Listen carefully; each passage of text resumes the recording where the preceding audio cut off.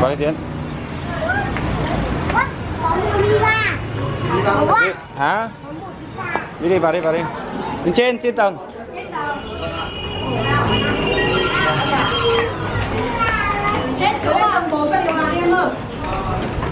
Lên tận tầng 4 đấy. Cao thế nhỉ? Lên tầng 4. Tầng 4 các bạn. Tầng 4 đi rồi.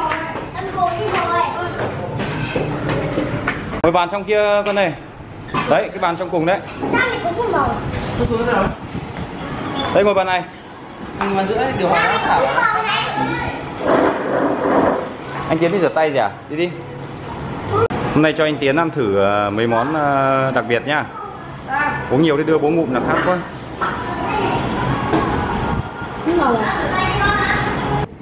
Đấy, ba anh em ngồi bên đấy. Tiến đọc được cái gì đọc đi.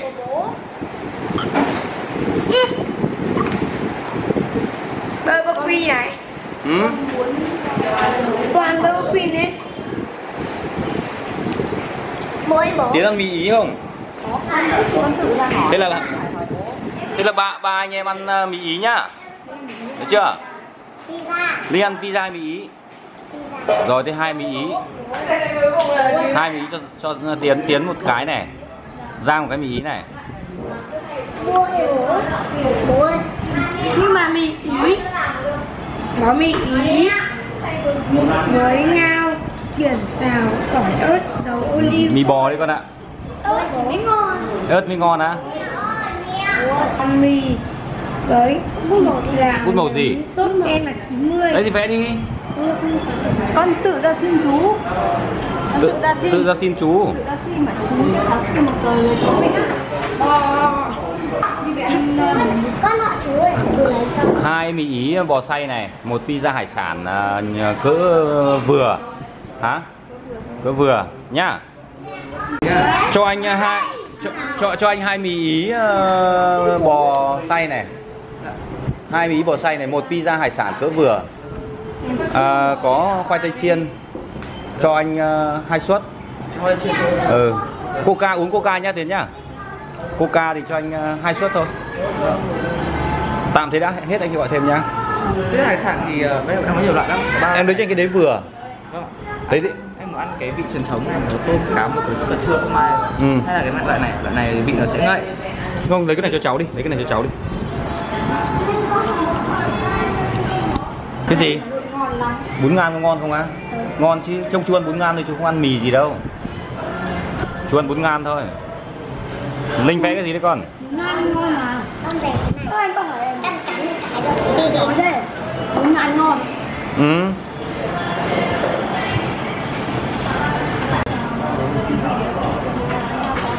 Con vẽ gì đây? Vẽ anh Tiến á?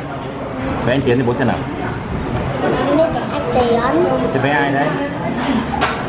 Chắc Tiến ơi. Vẽ anh Tiến đi. Xong thì lấy nước này hết rồi đâu. Vẽ xong cho bố xem nhá. Em không đói, em muốn ăn. Ơi, xong rồi. Xong rồi à? Đâu xem nào. Vẽ ai đây? Anh tớ. Sao vẽ buồn cười? Vẽ cái gì buồn cười thế này? Hả? Đây con vai này đẹp nhỉ, tí tôi. Hả? Anh này có biết tô màu không? Giang không làm thế ồn thế con. Ôi, xanh. Đúng rồi. Đó rồi. Có con lợn đi còn gì.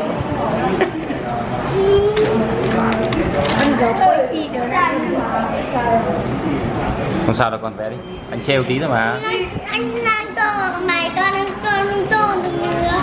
Chả sao đâu mà. Tô đi. Tô đi, tô đi. Anh Giang đừng có trêu em thế đi anh Giang. Rồi sáng tô rồi à? Rồi chị vẽ nhỉ? Rồi. Anh không không ba của em là khoan một của anh đây.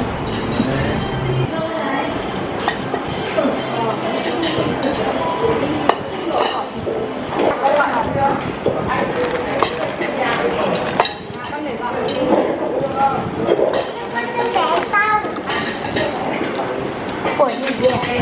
Đây là những cái ăn cái dao này. Hả? Dao bình thường mà. Dao Tiến đã thấy dao này bao giờ chưa? Dao này là không đứt sắc như dao kia đâu. Này có đấy cái này. Dao này là không sắc như dao kia đâu. Dao này để cắt bánh pizza mà.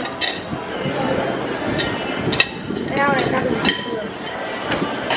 Tôi sợ à? Nhọn đấy. Để làm gì? Để xem. Không xem nữa, ăn đi thôi. Ăn phải để chiên đi. Tôi ơi cái này. Khoai tây đi, ăn đi chấm đi chấm. Đây. Cần đi coi. Ôi cà chua giống nhà mình này. Coca thì mình Thôi cái để cho anh. Rất dài. Ôi đây này rồi. Ngon quá, cảm ơn em. Cảm ơn em. Đây, ăn mì đi. Nào Tiến bỏ hết dao sang bên cạnh. Xếp hết dao, không phải dao thôi. Xếp dao sang bên như này. Kéo cái đĩa vào gần cháu. Đấy.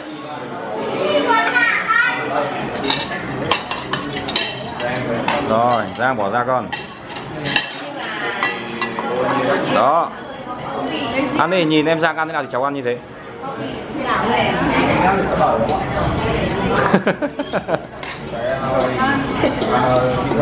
Anh cứ ăn như bình thường thì chơi thôi. Đảo lên xong rồi ăn như bình thường rồi.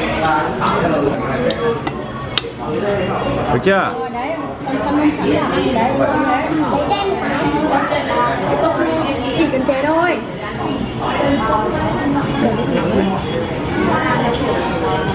Ngon không? Ngon nhỉ? Ô, thế mà nãy bảo không thích ăn. Đây là lần đầu tiên anh ăn mì này. Ăn đi, hai anh em ăn đi.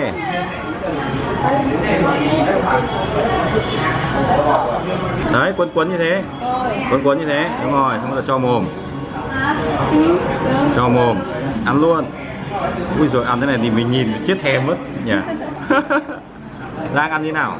Cũng quấn như thế nào? Đúng rồi.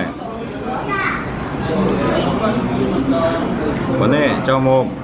Ngon. Ăn đi. Nóng à? Anh Tiến ăn ngon này này. Ngon Tiến, ăn 2 đĩa nhá. Mình ăn cái khoai đã. Ăn đi chú ăn khoai.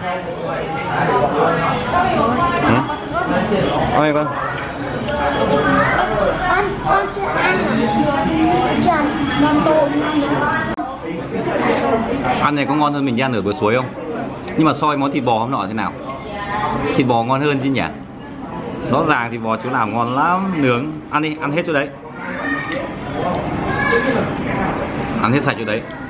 Đói thì làm thêm Xuân nữa. Ngon, thằng Giang đang sụt kìa. Linh vẫn chưa được ăn hả con? Vẫn đang đợi pizza à? Mình ăn tí mì cả cơm nữa. Thế á? Mì có cơm hả? Con ăn cơm. Làm miếng khoai tây thế nào? Khoai tây rán. Điên mà. Đấy, Tiến cũng sành điệu chưa? Đấy, anh Tiến biết làm đấy. Nhưng không thấy. Thì...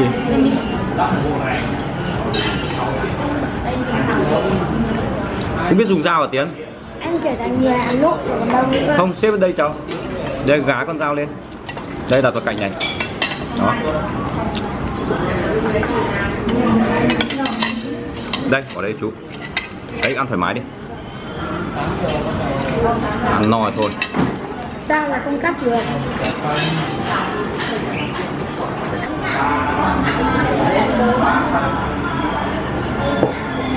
Tiến uống thử xem ngon lắm. Thì đây mút được. Đây. Đấy là hamburger. Nóng kìa. Đây rồi, còn Linh đây này. Còn Linh đến rồi chứ nhỉ?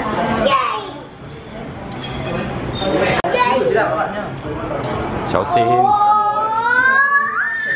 Bé mồm thôi con. Cảm ơn em. Sao? Bây giờ bỏ cái này thôi. Bố cái giống vượt bóng bàn kìa. Cái gì? Giống vượt bóng bàn kìa. Cái này cắt sẵn rồi à? Đây cho Linh không ngon. Xúc vào cho Linh một miếng. Ôi cái bánh này ngon lắm Tiến à? Hả? Không ngon á? Ngon, ngon cực kỳ. Đâu của em Linh đâu?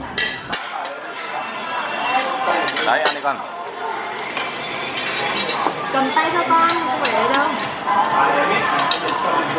Cầm tay cho con ạ, tí rửa tay mà.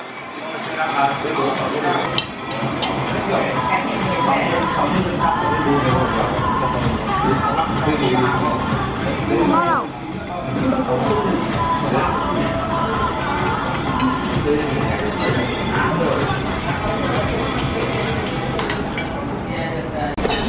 Đây mời anh Tiến một miếng nào.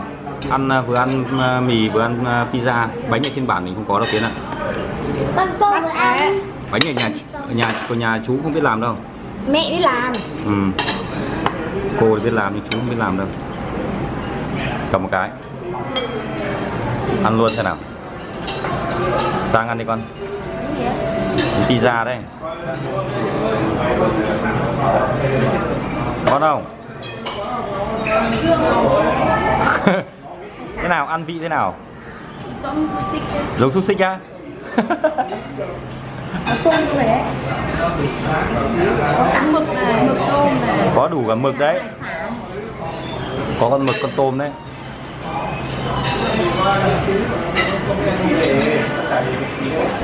Sao đấy cháu không ăn á? Không thích à? Thì ăn mì hơn à? Thế ăn mì đi, ăn mì no nhá. Ăn no mì đi. Ăn hết chỗ này đấy nha, không được bỏ thừa đâu đấy.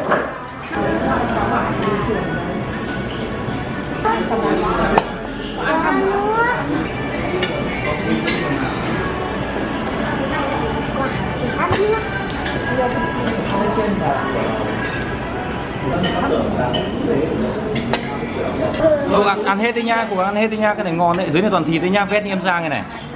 Đấy, vét như thế, vét gọn vào. Thì ở đây. Đấy, vét gọn vào. Đấy, vét xong xúc hết. Tối về khỏi phải ăn cơm nữa. Ăn no đấy, Giang ăn ngon đấy con.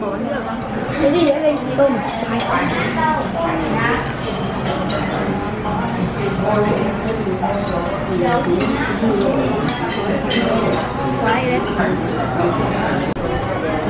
No chưa con? No rồi gì?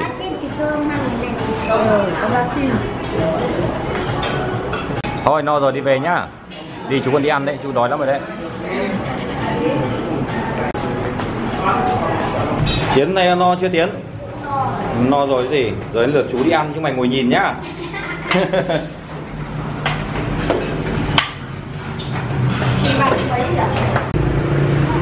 Anh đây. Giáo tháp rùa nằm giữa trung tâm Hà Nội ạ. Cái gì? Tháp rùa ấy. Tháp rùa làm sao? Nằm giữa trung tâm Hà Nội ạ. Đúng rồi, cái chỗ mình vừa nãy chơi vừa nãy là trung tâm Hà Nội đấy.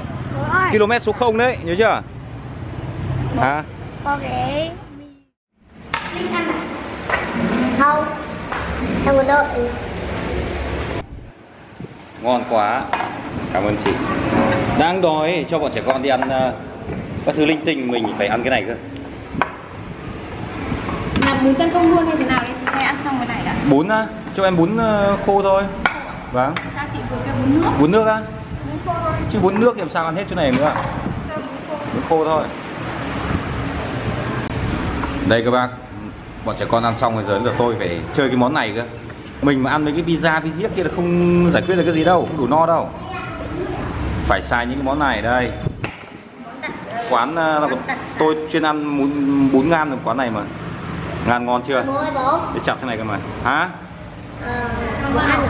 Ừ, bố ăn rồi, đến lượt bố ăn, chúng mày ngồi nhìn đấy. Nãy bố nhìn chúng mày ăn rồi. Đấy, ngan này tuyệt vời luôn các bác. Ngan luộc này, ngan luộc chặt này. Còn đây là canh măng. Cái tiết, làm miếng tiết trước đã.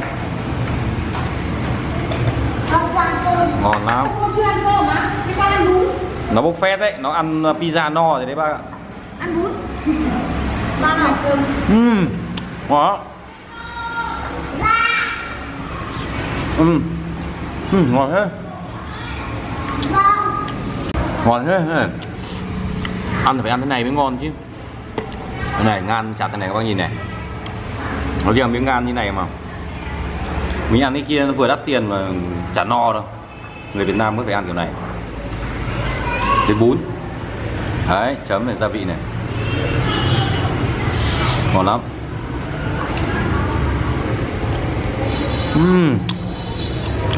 Ngon. Con ăn thì hơi già nhỉ, nhưng mà ngon lắm. Tiến ăn thịt ngan nữa không? Ăn nữa à? Đang ăn nữa không? Tiết này. Bố ăn bún đã. Ăn quay nhau rồi. Cái gì? Quay cho không? Bố đang giấu mặt mày lại quay bố thì vẫn nợ măng. Ngon lắm Tiến à? Nó tủm đi. Kin. Bữa kin à? Kin nó tủm. Ăn măng luộc, canh măng. Tiết à? Tiết à? Cắt. Ăn không? Thôi bây giờ đi về nhỉ? Tiến đây. Tiến đây. No. No rồi gì? Thèm con no. Nếu dân nhỉ? Hả? Thế lúc nãy Giang bảo là non nhưng mà bây giờ thì không non nhỉ? Hôm tới cho đi Lăng Bác nhá. Sao lại cởi áo ra thế? Thanh niên thành phố ai không cởi áo đâu xấu chứ. Lăng Bác. Về nhà có mệt không Tiến? Mệt nhưng vui đúng không? Chơi sướng. Ôi mệt quá. Thế ăn Tiến ấy ăn mì Ý ở quán đấy có sướng bằng mình đi nướng ở bờ suối không? Không sướng bằng nhỉ? Nướng bờ suối ăn sướng hơn được nhỉ? Ở đây đông người quá nhỉ? Thứ hai là mình nấu, mình cứ ngồi là người ta mang thức ăn ra nhỉ? Chả phải chờ, chả phải làm cái gì. Thôi để hôm tới đi chơi trò khác. Xin chào các bác nhá. Tôi vừa đưa cháu Tiến về nhà nghỉ ngơi, xong lại phải vội vàng ra cửa hàng để đổ cái mật ong này vào cái tam thất. Vì sáng nay làm xong thì chưa kịp đổ vào, phải đưa nó đi chơi mà. Giờ tôi đổ xong vào cái này thì là tí về nhà bắt đầu nghỉ ngơi. Thì cảm ơn các bác theo dõi cái chương trình ngày hôm nay nhé.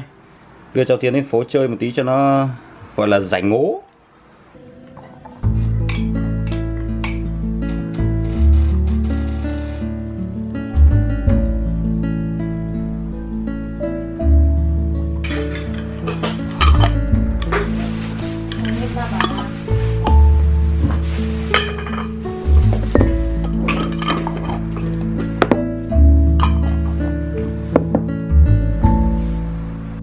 Đấy, công việc bây giờ bắt đầu hòm đây các bác. Cho bọn trẻ con đi chơi. Để cái tam thất mật ong ở đây đã. Mai nó sẽ chuyển màu sang cái này. Còn đối với sản phẩm tam thất mật ong, các bác vui lòng click trực tiếp cái link để xem sản phẩm nhé. Hẹn gặp lại các bác trong thời gian sắp tới. Cũng còn 2 nắp này nữa. Mệt quá. Cảm ơn các bác nha.